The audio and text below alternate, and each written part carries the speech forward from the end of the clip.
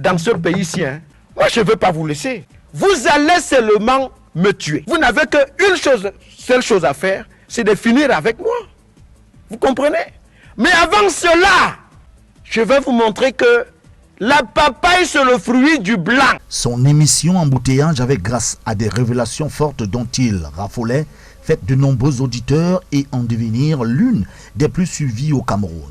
Le journaliste excellait dans la satire et s'attaquait aux tares de la société et ne se gênait pas pour commenter les nombreuses affaires de corruption et de détournement de fonds publics. Son activité radiophonique intense ces derniers temps portait notamment sur des documents révélant autour de la gestion des lignes 65 et 94.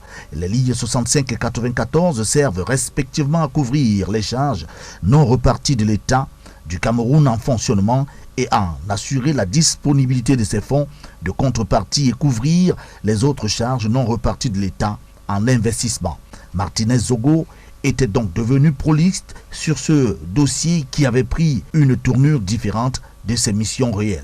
Les documents dont il disait tenir et en lien avec la gestion des fonds des lignes 57, 65 et 94 accablaient ouvertement des personnalités connues et autres personnages reconnus.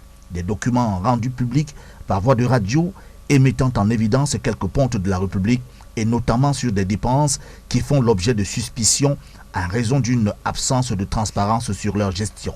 Et on ose dire aux gens qu'on soutient le président de la République.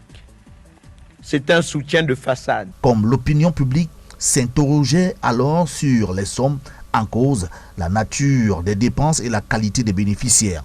Martinez Zogo avait, avant sa mort, rédigé, déposé et surtout une note d'information à l'endroit de Madame la Présidente de la Cour d'appel du Centre. Objectif, informer à travers un réquisitoire des faits qu'il tenait après enquête autour de largesses tirées et obtenues par certains Camerounais des lignes 57, 65 et 94. Des documents envoyés à la justice camerounaise afin que celle-ci s'y penche désormais afin d'en dégager la responsabilité des acteurs.